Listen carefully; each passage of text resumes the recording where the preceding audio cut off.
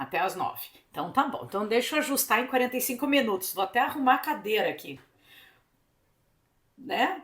Porque é um desafio. Mas, gente, assim, ó, só para contextualizar de uma forma rápida para vocês, eu sou psicóloga, sou mãe, sou casada, sou filha de Deus, né? Essa é a melhor, acho que a melhor parte que a gente se apresenta. E tô num desafio grande hoje que é unir a ciência, a psicologia à nossa fé. Então eu tô num projeto grande onde eu e a Fer nos encontramos, né? No Divinamente, que é um trabalho muito forte de falar de emoções junto com a palavra. Isso é um privilégio. Né? Não é fácil no mundo que nós vivemos, mas é um privilégio. Então vocês estão aqui para ver aquilo que a gente vai ainda vir a divulgar. Então já vou dar um spoilerzinho aqui de coisas muito lindas que estão vindo por aí. E aí vocês vão poder seguir. E aí, se tiverem dúvidas, já quero deixar a Fer depois compartilha com elas lá rede social, tá, gente? O que vocês tiverem de dúvidas, quiserem saber. Travou? Eita! Aqui tava tudo normal. Deu certo. Aqui é coisa de morar na praia, gente. Pode ser que deu alguma coisa. Deu certo, tá bom? Então tá. Hoje veio o cara da internet aqui, tomara que não dê problema. Então hoje eu já vou passar para vocês um spoilerzinho de tudo que a gente está montando, que vai sair livro a respeito, tem coisa muito legal. Então vocês já vão ter o primeiro spoiler disso tudo, tá? Um prazer compartilhar com vocês. Gente, então assim, posso começar, Fer? Alguma outra orientação? Então ótimo. Gente,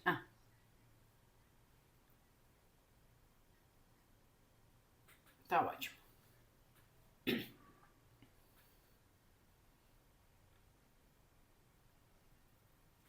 Ótimo, para mim tá ótimo. Gente, então assim, quando a Fer me convidou foi pela questão de ser Setembro Amarelo, né? Estarmos aqui nesse mês que é importantíssimo para a gente falar de depressão, de doenças mentais, mas principalmente focada na questão do suicídio, né? Que é um tema difícil para a gente falar, um tabu enorme na nossa sociedade ainda, né? Como ela mesma trouxe ali, que às vezes a gente perdeu gente perto e não se fala sobre isso, né? Até pouco tempo atrás ninguém nem falava, a pessoa tinha desaparecido só. E esse é um mês especial e é comemorado o Setembro Amarelo, não sei se vocês sabem, desde 2015. Né? Então, desde 2015, nós estamos já celebrando 10 anos dessa campanha que o CVV criou para dar esse destaque a esse mês. Mas ter o dia, né, que fale de prevenção ao suicídio e tudo, já tem mais tempo e ficou escolhido em setembro porque no dia 10 de setembro é o Dia Mundial de Prevenção ao Suicídio. Tá? Então, juntou as coisas, só para vocês saberem por que inventaram essa história de setembro. Né? Na saúde mental, a gente tem setembro e tem janeiro, que é o janeiro branco. Porque, curiosamente, depois das festas é um dos índices maiores de suicídio. Que é quando a pessoa passa suas festas sozinha ou tem crises familiares e dali pode desencadear uma situação como essa, né? Ela pediu para eu trazer as estatísticas. Eu trago de começo já para dar uma reviravolta no estômago e depois a gente pensa na esperança, pode ser assim? Vamos trazer a tristeza e daí a gente vai colocar a esperança? Porque é meio drástico o negócio. Gente, quando a gente fala, por exemplo, de suicídio, no mundo são mais de 700 mil pessoas por ano. É quase 1 milhão de pessoas tirando a própria vida no mundo. Esse número a gente pode multiplicar por 20 em tentativas. Então, para cada pessoa que comete efetivamente o suicídio, que consegue efetivar, a gente considera pelo menos outras 20 que tentaram e não conseguiram. Então, que tomaram remédios e não, né, conseguiram alguém levar para um hospital, que tentaram arma e a arma não funcionou, e etc, etc. Então, o número é absurdo na minha. Tanto que uma das minhas brigas na pandemia foi que não fechassem tudo. Que não ia ter Covid que matasse o que mata o isolamento, né? Eu brigava muito aqui que isso a gente pensasse em outras estratégias. E foi um número bem alarmante, apesar de que na América já vinha subindo. Então, na pandemia só continuou subindo. Os números, para vocês terem uma ideia, ó, no Brasil, em média, a cada 45 minutos uma pessoa tira a vida. Então, neste momento que nós vamos estar aqui, 2 pessoas vão ter tirado a vida. É desesperador. No meu conceito de cristão, a gente pensar que 2 pessoas, enquanto a gente está aqui, vão ter tirado a própria vida. E nesse tempo, gente, isso é só de números oficiais. O que eu quero dizer? Que a família consegue comprovar que foi uma tentativa suicida, tá? Então ela deixou uma carta, estava enforcada, tava, né? Situações que deu para ver que era isso. Mas a gente sabe que muitos homens fazem isso em carros, né? No acidente de trânsito, então bate o carro atrás de um caminhão e foi suicídio. Brigas de bar, várias situações que a pessoa cria uma situação que parece normal, um acidente e foi um suicídio. Então dá para aumentar. Então é um número que deixa a gente assim, eu não sei vocês, mas já que vocês estão cuidando de tanta gente, é de rasgar o coração da gente. Né? A gente que gosta de pessoas e pensa em pessoas, pro meu coração é. Eu tenho o privilégio de estar mais de 20 anos formada e até hoje não ter perdido ninguém. Mas é um trabalho intenso, né? Para não perder ninguém, né? Para estar em atendimento e a pessoa não cometer isso, né? No Brasil, então, uma a cada 45 minutos. Isso é dados de 2022, tá, gente? Desses últimos anos ainda tem levantamentos a serem feitos. 14 mil no Brasil por ano. O maior número está entre jovens de 15 a 29 anos. Então, as moças, as mulheres que vocês devem trazer para as casas de vocês, talvez estejam com filhos ou estão em idade crítica para que isso aconteça, porque há uma impulsividade maior na adolescência, né? E que aí faz com que as pessoas acabam cometendo. E nessa idade é a quarta causa-morte no mundo. Então, tirando acidentes, né, câncer, doenças graves, cardíacas, é a quarta causa-morte. Então, assim, é seríssimo. E nós estamos, por exemplo, na depressão com crianças. 4% das nossas crianças hoje estão depressivas. Então, se a gente for voltando, é muito grande. Né? É uma epidemia. É realmente uma grande epidemia. Né? E aí, às vezes, a gente confunde um pouco de dizer que só a depressão leva ao suicídio. E não é isso, tá? A gente tem outros transtornos que eu não vou ter tempo, tá, Fer? Mas numa outra, se você quiser, a gente fala sobre isso. Só chamar que eu... Deu pra ver que eu sou facinha, né? Pra se chamar. Mas outros transtornos também levam à depressão, que é o transtorno borderline, o transtorno bipolar, tá? Então não é só a depressão que leva ao suicídio, mas outros transtornos mentais tendem a pessoa esquizofrenia, às vezes, a questão da idade. Tem um número bem alto de idosos cometendo suicídio por não aguentar estar em casa-lar ou por estar muito sozinho, né? Abandono pela família e etc. Então a gente tem em diversos públicos causas diferentes. Isso é importante de a gente pensar. Não é porque em todos eles estavam depressivos, ok? Mas é na fase depressiva, aquele momento mais baixo do transtorno, que às vezes por 15 segundos ele acontece. Se em 15 segundos a pessoa tivesse sido acolhida, se ela tivesse para quem falar, ela talvez não tivesse cometido. Então, esse trabalho que vocês têm de acolher as pessoas na casa, de demonstrar essa amorosidade, de estar perto, né, de ter o olho no olho, é um dos maiores antídotos para esse grandioso problema que a gente tem, que é social, é espiritual, né, mas é humano. E é algo que eu quero depois passar para vocês. Então, a gente vai passar aqui por essas estatísticas doloridas, muito doloridas no meu, né, na minha forma de ver, mas para depois a gente começar a olhar de onde é que a gente olha isso, dimensões para essa depressão, causas e o que fazer com ela, né? Então, por isso que eu tenho tempo aqui para eu vou ser sucinta e depois vocês perguntam, pode ser então, né? Tá tudo bem, porque dúvidas daí a gente tira. Então, gente, os números são trágicos, é realmente assustador e eu entendo que a gente, como ser humano, precisa estar muito atento a isso. E isso eu quero dizer assim, se você sofre disso, busque ajuda. Porque é um lapso, é um momentinho de estar no trânsito. Eu tô atendendo um rapaz agora que ele diz assim, eu vou pegando a rua, ele pega uma rua mais movimentada, né, uma avenida, e ele diz assim, tem quantas vezes eu paro e penso se eu acelerar e ir atrás do caminhão.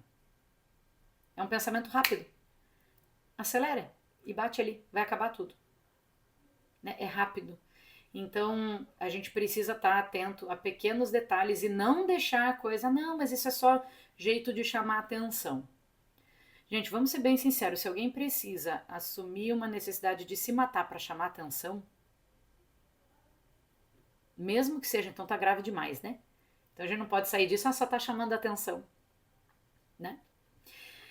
Eu posso compartilhar uma telinha aqui, Fer?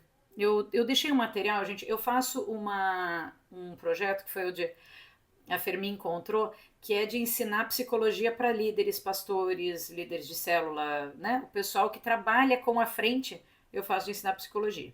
E esse modelinho que eu vou mostrar para vocês é o que está sendo feito por mim, mas também todo um grupo de pessoas que eu acho que vai instruir vocês bem legal, de um jeitinho aqui de ver como é que a gente vai considerar a depressão, tá?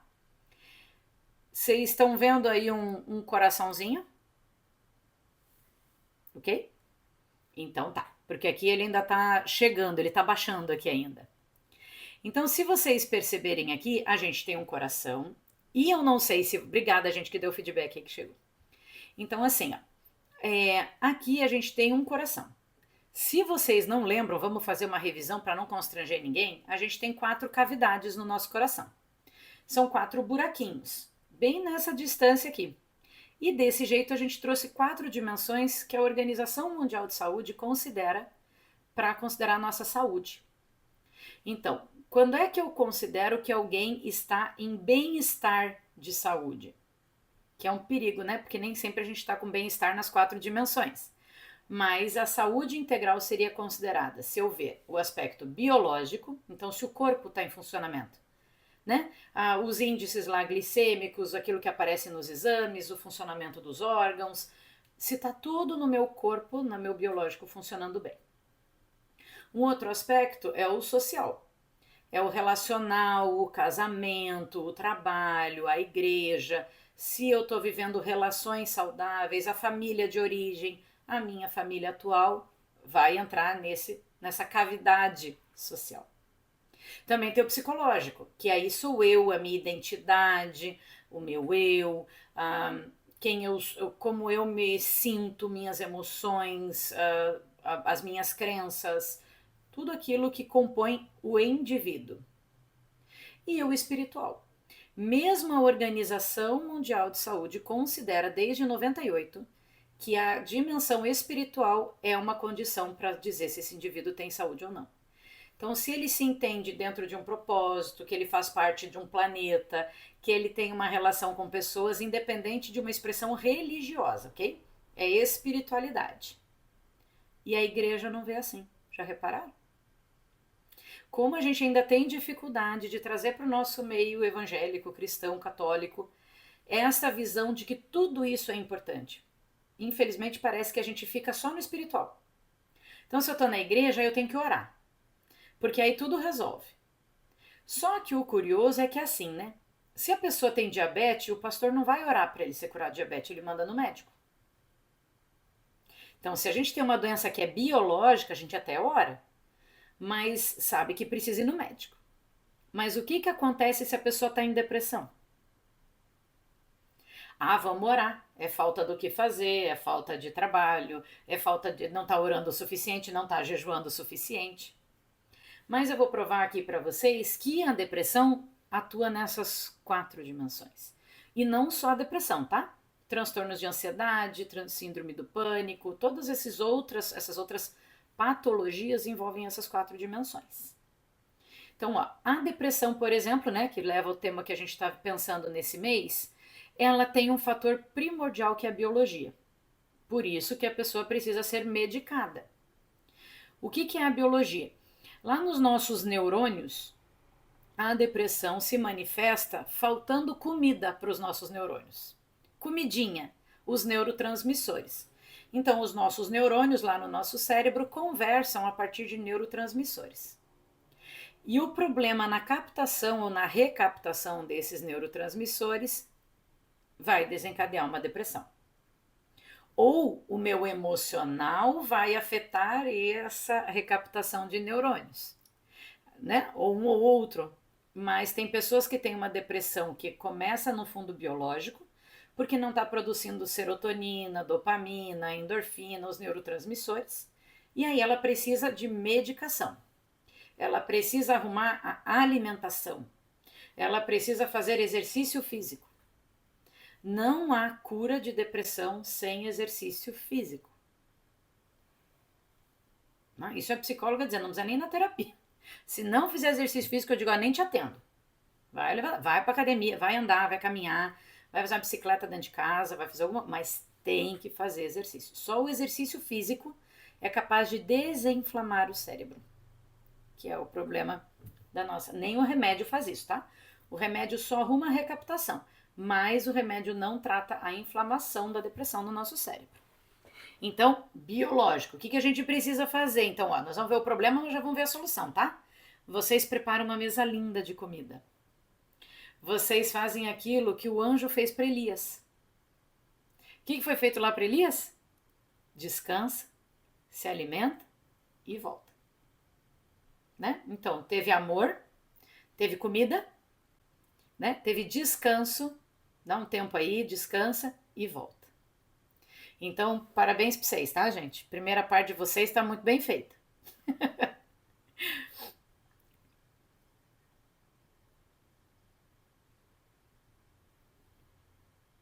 Perdão. É que a gente combinou no espírito.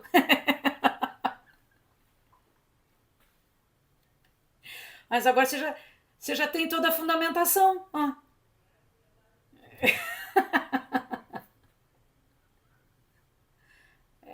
Tem jeito não, aí, ó. E aí,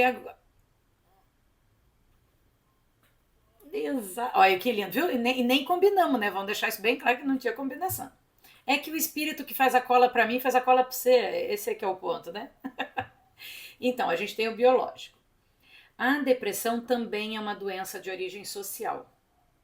Pode desencadear uma depressão, problemas de casamento, a forma como eu fui criada, um problema sério no meu trabalho, a perda de alguém, né, de alguém próximo, alguém que eu amo. Então, situações do meu contexto social podem tanto implicar em ser uma causa da minha depressão, como também a cura da minha depressão. Porque qual é o primeiro sintoma da depressão? O isolamento. A pessoa perde a vontade. Ela não quer mais estar junto, aí tá meio cinza as coisas. Ai, já não quero mais ir lá naquele chá. Ai, não vou pôr a roupa agora para ir lá encontrar o fulano. Começa a dar uma perda de vontade, primeiro do social. Porque para chegar lá no biológico, né, quando a pessoa já não quer mais comer, não quer mais tomar banho, já é uma situação muito mais grave. Então, o início das crises depressivas, em geral, vão se manifestar primeiro no social. Fora, né? Aquilo que é observável no social. E também é o social que vai tirar a pessoa dali. Por quê? Porque eu preciso amar. E amar só dá em sociedade, individualmente não funciona. Então, e aí o exemplo maior de amor, né? Combatia toda a depressão. Também, e sim principalmente, é de cunho psicológico. É uma ferida nas nossas emoções. Então, é o sistema emocional que está adoecido. Então, é o sistema de crenças, é como a pessoa se vê, como ela está vendo o mundo. A volição, o termo técnico da depressão, não é tristeza. E aí eu vou trazer um segredo para vocês aqui, que vai cair o queixo de uma galerinha. Mas daí vocês anotam isso bem grande, põe um papel bem grande, assim, já sei como é que a gente vai ajudar, tá? Depressão nunca foi tristeza. Tá? Por que é isso? Depois sim, ela acaba se manifestando numa reação, num comportamento triste. Mas a depressão, ela atinge a volição, a vontade. Então a pessoa para de ter vontade das coisas. Então por isso que ela não quer mais sair, ela não quer mais tomar banho, ela não quer mais ir naquele trabalho, ela vai perdendo a vontade. E por que ela perde a vontade? Porque ela tem raiva. A emoção que você vai procurar na pessoa que está com depressão ao seu lado é raiva. Não é tristeza. Vou trazer exemplos, tá? Perdi um filho. Se foi anteontem, eu estive no velório de uma pessoa, vamos fazer outro exemplo. Um pastor aqui perdeu a mãe, que tá na minha tutoria, tá participando do meu curso, perdeu a mãe, fui lá fazer uma visita, ele estava muito bem. Triste, mas bem. A mãe vinha de um processo dolorido, internamento de dias, com diabetes, teve que tirar a ponta dos dedos, teve que tirar os pés, sabe aquelas coisas que vai tendo que... E aquilo foi angustiando a família, que quando a mãe descansou foi um alívio, entre aspas. Então tem uma aceitação. Mas vamos pensar que esta mãe morreu de um assassinato, de um assalto. A gente aceita da mesma forma? Não aceita. E se não aceitar, é uma raivinha. Não é raiva de que a pessoa quer bater nas pessoas, quer xingar, não, mas tem um não aceito, não concordo. Por que comigo? Por que com a tal pessoa? Ela era tão legal. Até numa situação de perder um emprego, por exemplo, se sente injustiçado, acha que não era de direito, ou alguém passou a perna. Então, são situações que me frustram, me deixam indignada, me deixam passada. Esta raiva, essa não aceitação, essa indignação, essa frustração que eu não ponho para fora, me mata por dentro.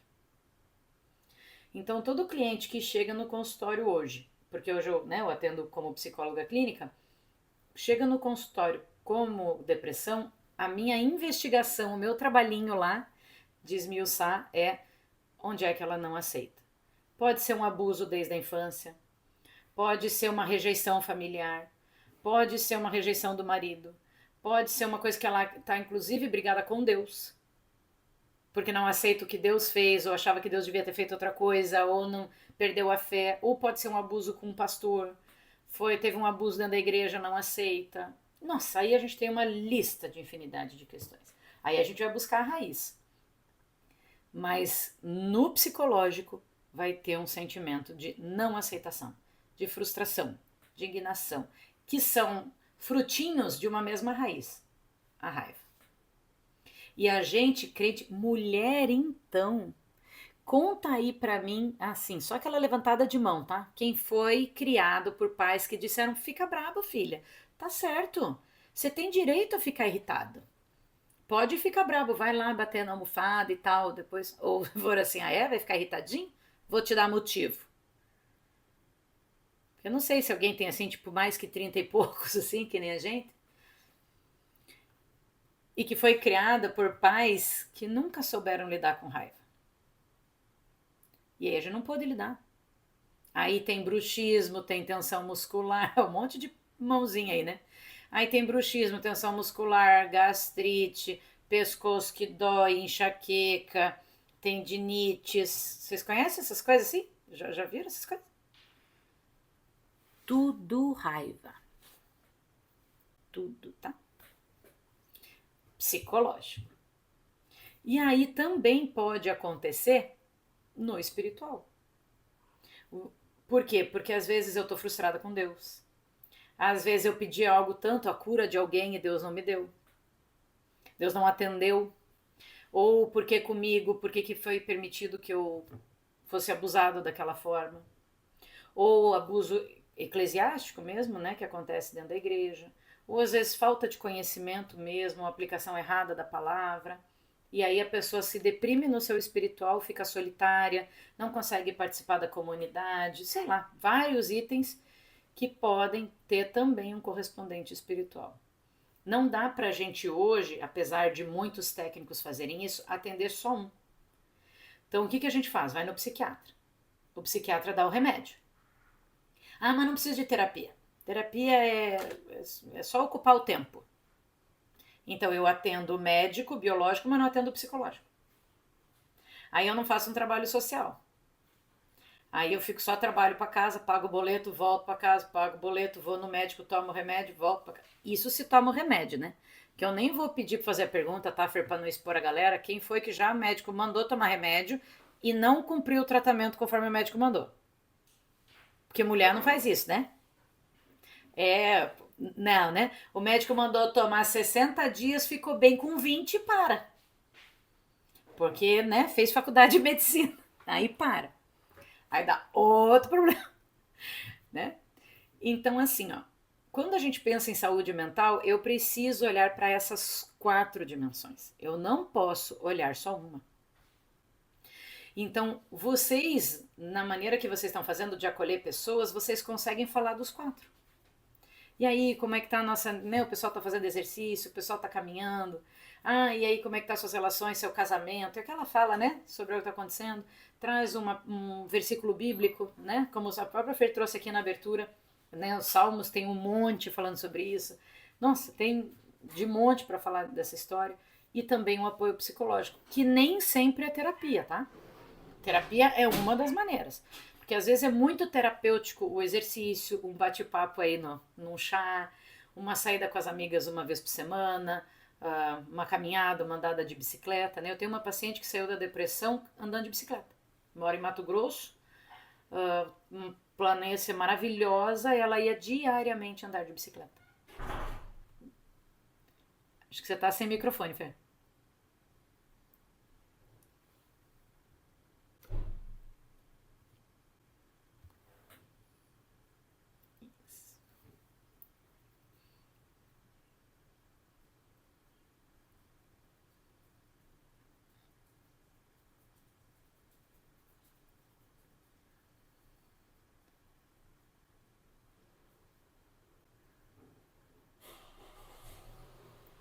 Sim.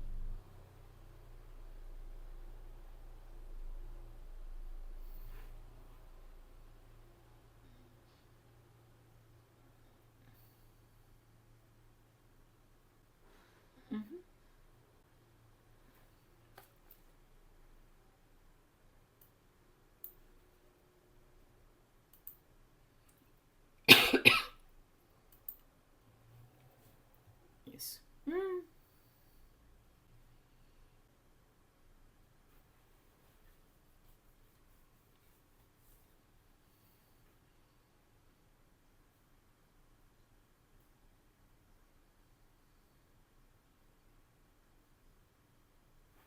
Hum,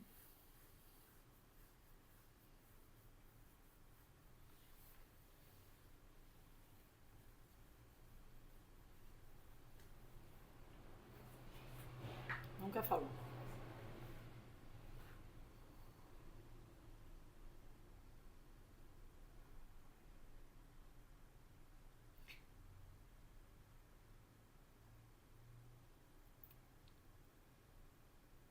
Uhum.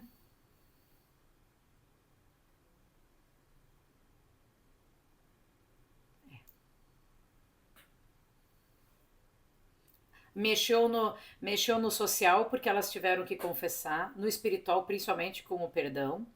Mexeu no biológico, que teve que acontecer um movimento, né? Teve que acontecer uma ação, não pôde ficar parado, não pôde ficar represado, né? E principalmente psicológica, né? De confessai-vos uns aos outros, né? A Bíblia manda a gente fazer isso, né? E aí e são coisas assim. E o abuso, por exemplo, e isso eu sei porque é assustador o número de abusos, né? Que a gente, infelizmente, vive nessa nossa sociedade. É uma das primeiras coisas que acaba com todas as nossas barreiras emocionais. Então a pessoa perde a própria defesa. Porque né, normalmente está ligado a pessoas que ama, né? Ou próximas. É um tio, é um avô, é um padrasto, né? Então é alguém muito próximo. Então perde a relação com vínculos, perde. Nossa, e aí tem uma lista. Então, a fronteira de dizer não, que é a raiva, na verdade, gente, quando Deus criou, na nossa. Na estrutura nossa neuronal, a raiva é para impor limite. A raiva nunca foi ruim. Socialmente, a gente está colocando a raiva como uma emoção ruim. Do tipo, porque a gente pensa, quando eu falo pra pessoa assim, você tem raiva, ela diz, eu não quero brigar com a pessoa. Mas quem foi que disse que raiva é brigar? O comportamento de raiva é a briga, é o xingar, é o discutir. Mas a raiva é aquele que diz: aqui não. Eu vou até aqui e você vem até aqui. É para defesa de território. É para eu dizer: até aqui você pode, até aqui você não pode. É aquilo que nos move. A raiva é a única emoção que tira a gente da cama. Vamos falar a verdade? Toca o despertador 6 da manhã. Alguém aqui levanta felizão? Uhul, tocou 6 da manhã. Ai, que ótimo, vou limpar o banheiro. Duvido. A gente vai dizer, ai, Jesus, tocou. Vamos. Esse vamos é o que nos dá forças para sair. E esse vamos é raiva. Porque não é alegria, não é medo, não é tristeza. Então, não é amor, é raiva. A raiva motiva a gente a sair. Só que a gente pintou a raiva como uma emoção muito ruim. E ela não é. Só que aí a gente guarda, represa ela. E aí, Fer, com certeza nesse chá aconteceu. É, se não acontece no momento apropriado como esse, depois acontece igual quando estoura aquelas barragens, tipo foi Brumadinho, assim. Porque vem barrado por anos, 30, 40 anos uma barragem. Quando aquilo estoura, aí é fibromialgia, depressão, transtorno de. Aí vem. Porque aí o nosso sistema foi se adaptando, né? Aí de repente.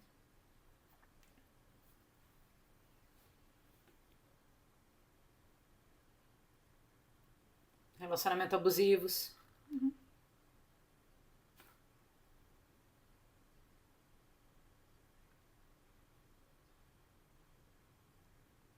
Uhum.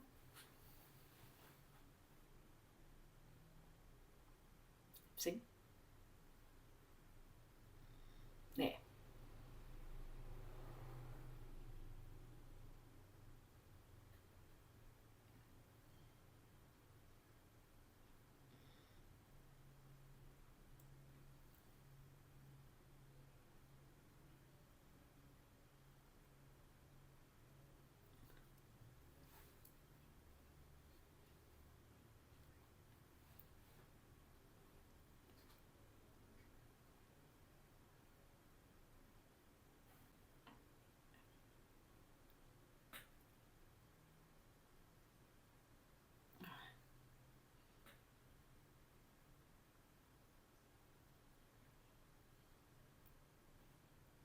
Uhum.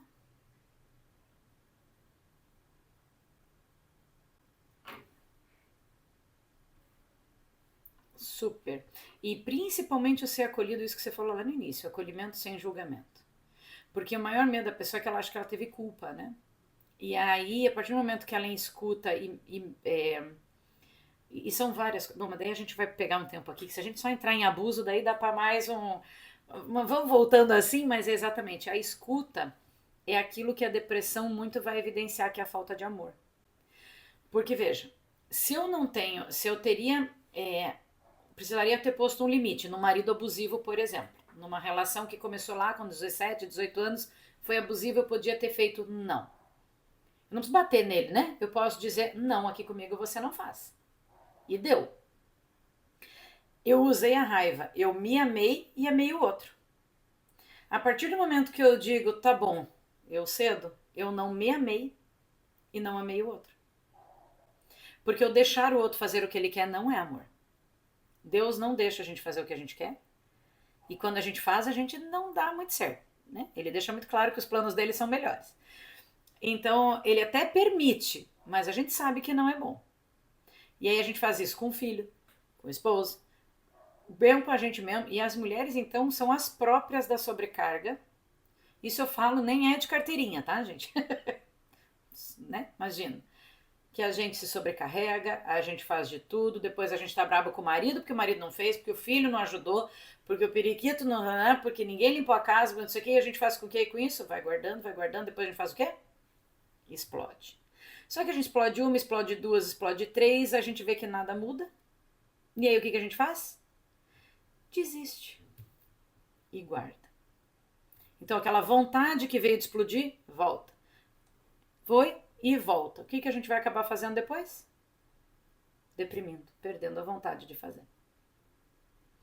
Então é uma sequência que vai matando os nossos neurônios, vai matando os neurotransmissores, vai inflamando o corpo, que são as fibromialgias, né? Todas essas doenças patológicas que a gente tem, que é toda essa emoção que não saiu, que deveria ter saído. Então é bem sério, né? E aí o que é importante dessa figura, né, além dessas quatro dimensões, é que será que divide o coração, né? Uma cruz. A única coisa que é capaz de unir essas quatro dimensões é o Evangelho. É o amor de Jesus. Não tem como a gente fazer isso. Olha que eu sou terapeuta, eu preciso atender as coisas separadas, né? No consultório. Mas quando eu posso unir essas duas coisas, daí a cura vai a milhão de velocidade. Porque quando a gente trabalha com isso com alguém que não é cristão, tem que ir fatiadinho, né? Até que ela entenda o evangelho. Mas quando a gente junta tudo isso, o evangelho atua diretamente nos quatro. O que vai falar lá em Tessalonicenses? Que a palavra entra entre medulas, ossos, né? Então, assim, entra no corpo, entra na alma e entra no espírito. E aí, o convite, né, de hoje, até vou interromper aqui que acho que já viram a imagem, é de a gente considerar isso, de não tirar uma ou outra dimensão. O evangelho atinge todas. A igreja é um grande hospital. A igreja atende o biológico. A gente se alimenta na igreja, a gente convive na igreja, atende nosso tempo, atinge um monte de coisa. Atinge o social, a gente tem um corpo. Ela atinge o espiritual, seu principal tarefa, e a trabalha com o psicológico o tempo todo. Com o nosso papel, com a nossa identidade, com quem eu sou e etc, etc. Então, assim, a gente tem uma potência no evangelho de verdade de curar tudo. Não é só no espírito, no momento da cura, mas é também em outras formas de cura, né? Através do conhecimento, através do bom relacionamento, através de uma boa escuta. Às vezes você nem falou de Jesus, né? Mas você chegou ali, deu um abraço, disse que bom que você saiu de casa e veio. Ela volta de novo, porque era disso que ela precisava. Então, eu queria convidar vocês a olhar que vocês possivelmente atuam nessas quatro, quando vocês acolhem pessoas. E não precisa ter esse conhecimento técnico, né, com quem eu trabalho. Diria que sim, talvez vocês vão encontrar pessoas que vocês vão precisar encaminhar, que a situação está tão grave que precisa de uma ajuda. E, por favor, não deixem de encaminhar, né? Porque precisa ir para o médico, precisa ir para o psicólogo. Cuidado para quem indicam. Tem muito terapeuta, tá, gente? E aí é legal, tem muita gente comprometida, até cristãos, né? Mas tem gente que é terapeuta de final de semana. E aí pega uma pessoa dessa e faz mais confusão do que ajuda, né? Então, o meu convite é assim, fiquem atentos, mas indiquem, encaminhem para quem precisa. Mas não tem ninguém por perto, a pessoa não tem condição, ela já disse que não vai, tem preconceito muitas vezes, né? E entendo que também faz parte.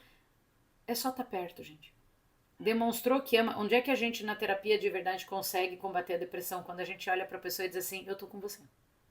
Eu só desisto de você quando você desistir de mim. E a pessoa se cura.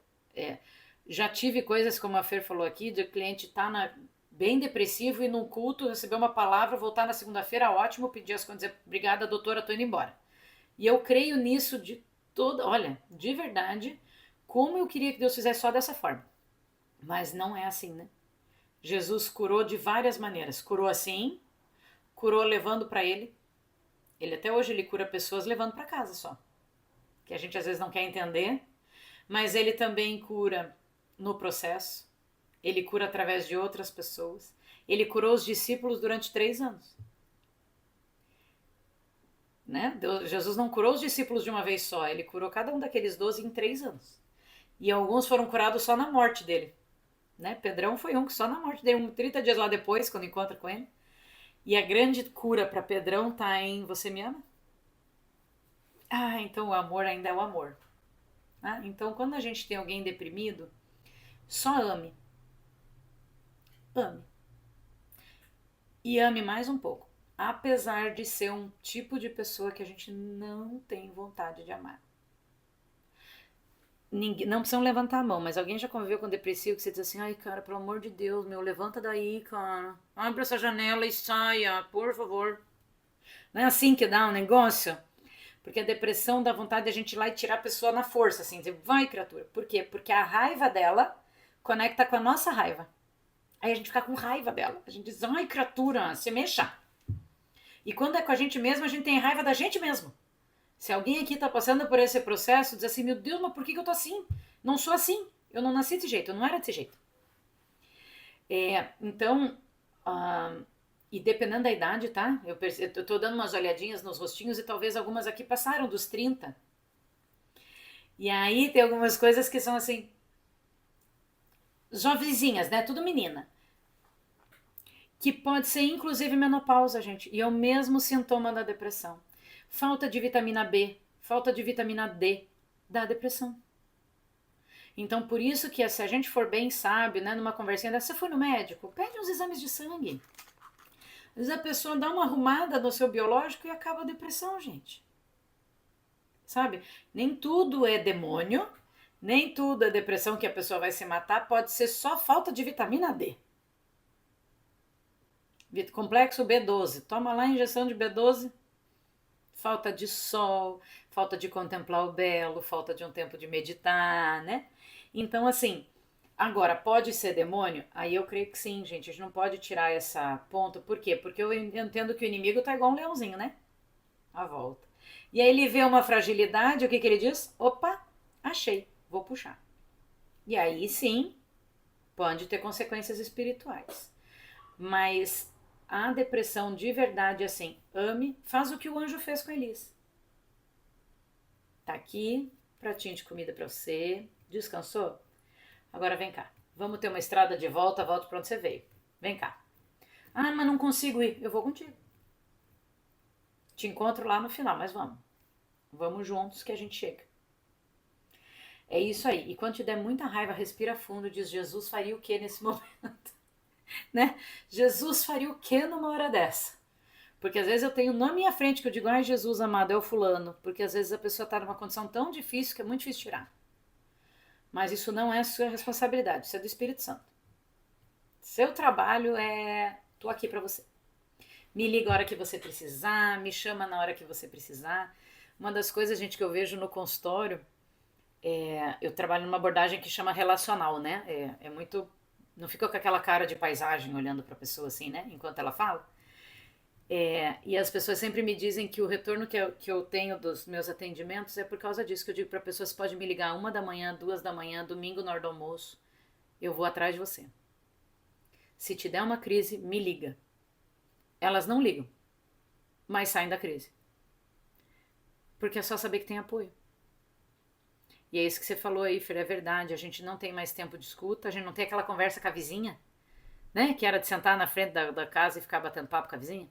A gente também não tem aquela enxada, aquela roupa para lavar que a gente lavava lá no tanque, a gente descia lenha na roupa, sabe assim? Tava com raiva do marido, pegava a roupa e batia na pedra. Acabou também, a máquina hoje faz isso. Não sova mais pão na mão, né? Pra bater no pão assim, com aquele troço assim, descendo marreta no bife. Essas coisas já não joga mais fora. A gente tá guardando, a gente tá guardando, a gente tá guardando. E aí assim, ó, a maioria de nós não guarda dinheiro. Então não vai guardar emoção, né? Porque dinheiro ainda dá pra fazer uma coisa com isso. Como a gente não faz, a emoção, ela tem que vir e ir embora. Ela veio, vai embora, tá? Ela precisa sair. Então, dica assim, ó, descobrindo o que é, se você tem algo assim, pôr pra fora. Ter boas pessoas, gente, pessoas de confiança, às vezes é uma ou duas só que a gente tem mesmo. Ou essa mesa que vocês estão propondo. Boas pessoas, né? O social, o relacional. E se for preciso, umas boas socadas numa almofada, em algum lugar e dar uns gritos, também ajuda, tá? Ah, mas foi a doutora que falou? Foi. Pode dizer, ó, foi a doutora que disse que era pra pegar a almofada e descer a lenha na almofada. Mas dá um alívio. A gente precisa encontrar recursos que nos aliviem e cuidem da gente. Assim a gente consegue cuidar do outro. Hã? Acho que era isso. Ó, 9 horas, hein? Acabei de ver que 21 horas. Em ponto. Agora eu vou até respirar. Perguntas, Fer?